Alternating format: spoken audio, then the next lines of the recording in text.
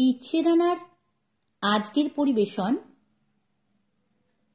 প্রখ্যাত সাহিত্যিক বিভূতিভূষণ বন্দ্যোপাধ্যায়ের ছোট গল্প আবির্ভাব। গল্প পাঠে এবং চরিত্র চিত্রণে আমি মৌসুমী। দুলালদের বাড়ির পেছনে একটা বড় বাঁশবাগান, তার পেছনে ক্রোশখানেক ডাঙা মাঠ। এই মাঠে বহুকাল থেকে চাষবাস হয় না। নীলকুঠির আঙুল চলে যাওয়ার পর থেকে এই সব মাঠ অনাবাদি পড়ে আছে। এই মাঠের পর ভাবনহাটি নামে একটি ক্ষুদ্র চাষাগা। দুলাল কলকাতায় থাকে, ভবানীপুরে তাদের নিজেদের বাড়ি। কিন্তু আজ কমাস কি যেন একটা হয়েছে, বাড়ির সবাই এসে আছে দেশের বাড়িতে। বেশ লাগছে সবাই। এমন সময় নামলো ভীষণ বর্ষা। দিন রাত একঘেয়ে বৃষ্টি হচ্ছে সমানে। মাঠে ঘাটে থই থই করছে বর্ষার জল। তোড়ে জলস্রোত নেমে চলেছে নাবাল জমি বেয়ে মাঠের দিকে। পূবে হাওয়ায় শীত করছে সবারই।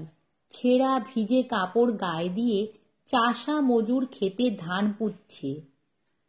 অমনি দুলালের জ্যাঠাইমা চঞ্চল হয়ে উঠলেন। বাবা গো, না খেয়ে মন্নু কলকাতায়, না কয়লা না কিছু, সেও ছিল ভালো। এখানে আমার মাছ দুধে দরকার নেই, ঢের হয়েছে। এদিকে যাই জোঁক, ওদিকে যাই মশা, সাপ, কাদা, একটু বেড়াবার জায়গা নেই, দুটো লোকের মুখ দেখবার জো নেই। সিনেমা দেখিনি আর 4 মাস। না একটা সিনেমা না কিছু। এমন পোড়ার মুখো দেশে মানুষ থাকে? জ্যাঠতুতো বোন কমলা বললে, সত্যি মা, কত ভালো ভালো ছবি যে হয়ে গেল কলকাতায়। ওরে যাত্রী, বঞ্চিতা, সর্বহারা, চমৎকার চমৎকার ছবি।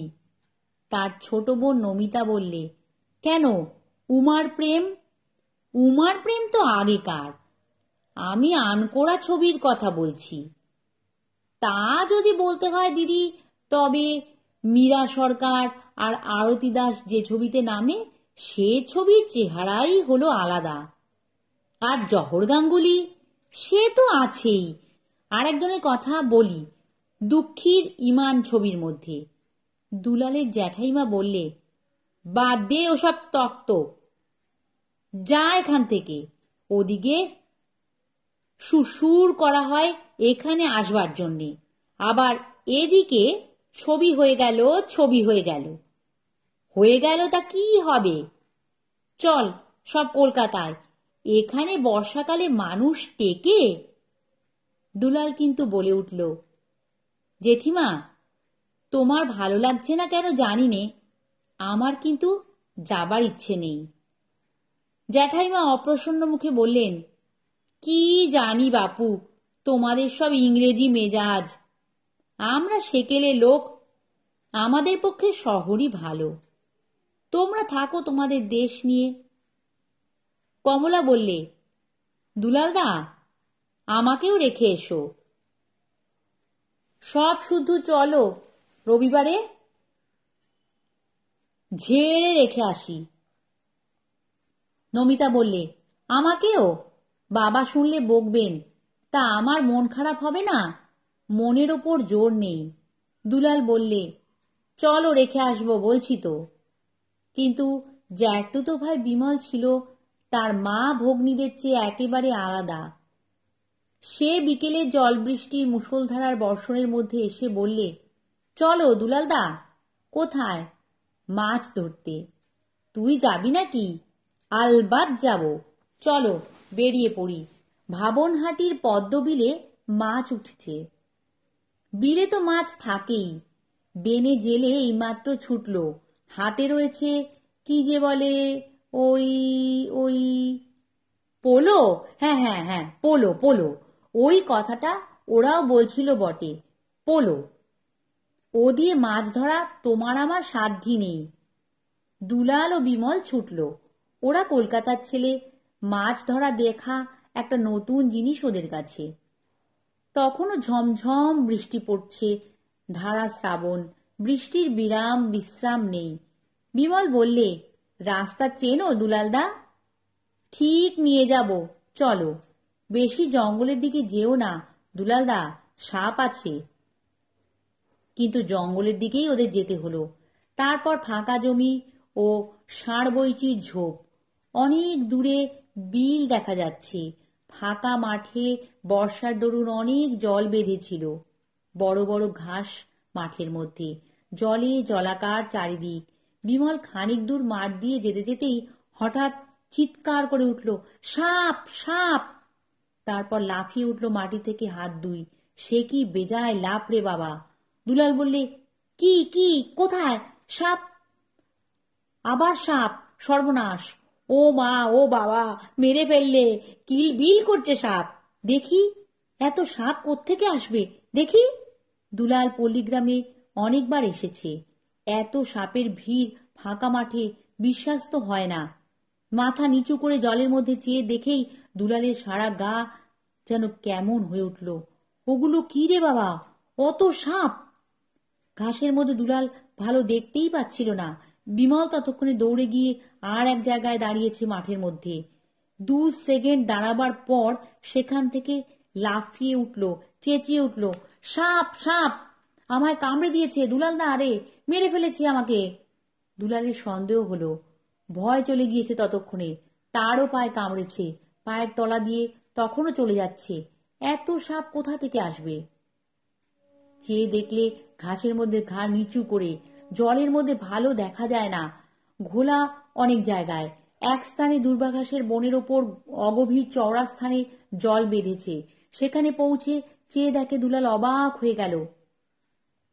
চোখকে বিশ্বাস করা যায় না। মুখ তুলে বলল, বিমল বিমল, দৌড়ে শিগগির দেখ এসে। বিমল সাপের ভয়ে কাঠ হয়ে দাঁড়িয়েছিল। তার বিশ্বাস হয়েছিল তাকে একটা নয় অসংখ্য সাপে কামড়েছে। সে আর নেই, সে পঞ্চভূতে মিশে যাওয়ার প্রথম ধাপে। দুলাল দাঁত মুখ খিঁচিয়ে বললে, শিগগির আয় হতভাগা। দুজনে ঘাড় নিচু করে ঘাসের মধ্যে দেখতে লাগলো। জল সেখানে অগভীর, কিন্তু 10-20 গন্ডা বড় বড় কই মাছ ষাঁড়বন্দি ভাবে সেই জল পার করে চলেছে উত্তরমুখ। তার পাশে আর এক জায়গায় তেমনি 10-20 গন্ডা। দুলাল হঠাৎ দৌড়ে গেল, গিয়ে বিমল যেখানটিতে দাঁড়িয়ে সর্পদষ্ট হয়েছিল সেখানে পৌঁছে জলের মধ্যে হাতড়াতে হাতড়াতে বললে, উহ রে, মাছের ঝাঁক, কত মাছ রে, 2-500। বিমলও এসে দেখলে। দেখবে কি, পাগলের মতো হয়ে উঠল দুজনে। এ কি মাছের বিপর্যয় ভিড়! এত লম্বা, এত ঘন মাছের ঝাঁক সে পৃথিবীতে থাকে? মেছো বাজারের বাইরে যে এত মাছ জীবন্ত অবস্থায় চলে বেড়ায়, এসব কথা কে জানতো? মাছ মাছ, যেদিকে চাওয়া যায় শুধু কই মাছ। কার মুখ দেখে আজ ওরা সকালে বিছানা ছেড়ে উঠেছিল। দুলাল বললে, এত মাছ ধরবার কি করা যাবে তাই ভাবো। আমার জামাটা খুলে ফেলি, তাই দিয়ে ছেঁকে মাছ ধরো। যে কথা সেই কাজ। কিন্তু কিছুক্ষণ পরে 2 অনভিজ্ঞ শহুরে বালক বুঝতে পারলে এরকম উপায়ে মাছ ধরা চলবে না। এত মাছ রাখবার স্থান নেই। ছোট জামার ছেঁকে এ বিরাট মৎস্যবাহিনীর কতটুকু ভগ্নাংশ কাপড়ে বাঁধবে? দুলালি প্রথমে সে কথা বুঝল। বুঝে বলল, আয়, গায়ের মধ্যে খবর দিই মাছের ঝাঁকের। গায়ের কত গরিব লোক মাছ খেতে পাবে এখন। আমরা যা মাছ ধরেছি ওই তো নিয়ে যেতে পারবো না, বরং এগুলো পৌঁছে দিয়ে বাড়ি থেকে আলাদা পাত্র নিয়ে আসি। দুজন 22 মাছ কাপড়ে বেঁধে নিয়ে ছুটল বাড়ির দিকে। বিমল বললে, গরিব দুঃখীদের বাড়ি বাড়ি খবর দাও দুলালদা, 4 টাকা মাছের শের, প্রাণ পুড়ে মাছ খাক, ওদের কিনে খাওয়ার সাধ্য নেই। ওরাও বড় ভিড় করে বাড়ির মজুর কিষানের সঙ্গে এসে পড়ল মাঠে। এতক্ষণে লোকে লোকারণ্য হয়ে গিয়েছে সারা মাঠটা। শুধু হাত দিয়ে চেপে ধরে কই মাছ ধরছে ছোট ছোট ছেলেমেয়েরা। যতবা ধরে ততবা আবার ওঠে। অফুরন্ত কই মাছ উপচে বিলের জল থেকে উঠে আসছে। বুড়ো ঋষিকেশ বুনো বললেন, 60 বছর বয়স হলো, এমন তাজ্জব কাণ্ড কখনো দেখিনি বাবু। উজন জলে কই মাছ হাঁটে শুনতাম, আজ চক্ষি দেখলাম। গায়ের লোক মুচি, ডোম, বাগদি, জেলে, ব্রাহ্মণ, কুমোর কেউ বাকি ছিল না। কেউ এক কলসি, কেউ এক ঝুড়ি, কেউ দু কলসি, কেউ এক থলে, কেউ এক ছোট ভাঁড়, যে যা এনেছে তা ভর্তি করে মাছ নিয়ে গেল বাড়িতে। কেউ রেখে আবার নতুন ভাঁড় বা কলসি হাতে ছুটে ফিরে এলো। দামোদর শাহ বললে, ধরছ মাছ ভাই সব, 2.5 টাকা তেলের সের, সে কথা মনে রেখো। না খাও তো নষ্ট করো না, মাছ ছেড়ে দিয়ে যাও জলে। কে একজন বললেন, না খাই তো বিলিয়ে দেব, বন্ধু কুটুম্ব আছে, এ কি ছেড়ে দিয়ে যেতে আছে ভায়া? বুদ্ধিমান মধু ঘোষ বললে, কই মাছ জ্যান্ত কতদিন থাকে জল দিয়ে জিয়ে রাখলে জানো? 2 মাস। যত ইচ্ছে ধরো, তবে বাড়িতে নিয়ে গিয়ে যত্ন করে রেখো, মরে না যায়। দুলাল বললে, বলদি কি বিমল, একে মাছের কি বলবি এই আকড়া চড়া মাছের বাজারের দিনে? বিমল বললে, কি প্রাচুর্য? না। তবে প্রাদুর্ভাব? না, আবির্ভাব। দেবতার আবির্ভাবের মতোই আনএক্সপেক্টেড কিনা? নমস্কার। গল্পপাঠ ভালো লাগলে চ্যানেলটি সাবস্ক্রাইব করে দিও, আর তার সাথে লাইক, কমেন্ট ও শেয়ারও করে দিও।